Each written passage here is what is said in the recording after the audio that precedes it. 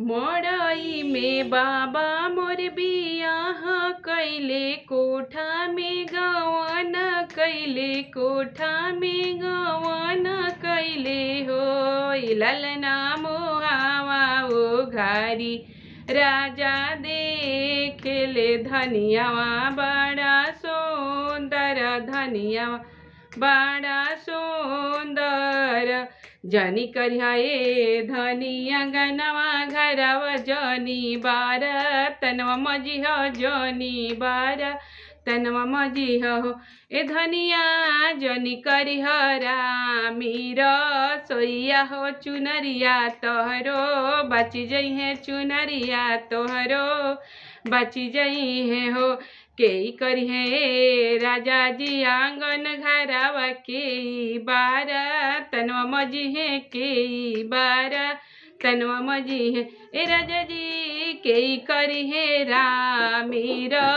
सोइया हो चुनरिया हमरो बची जइहे चुनरिया हमर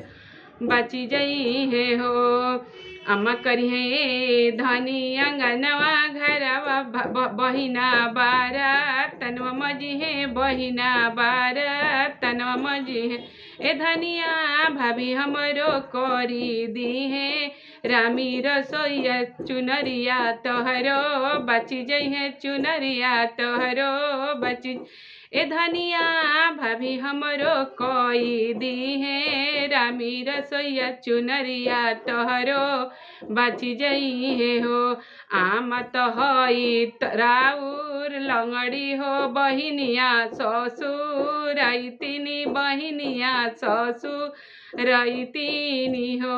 ए राजा जी भाभी राउर नान्हे के खिलाड़ी हो चुनरिया हमरो कैसे बची है चुनरिया हमरो कैसे बची है हो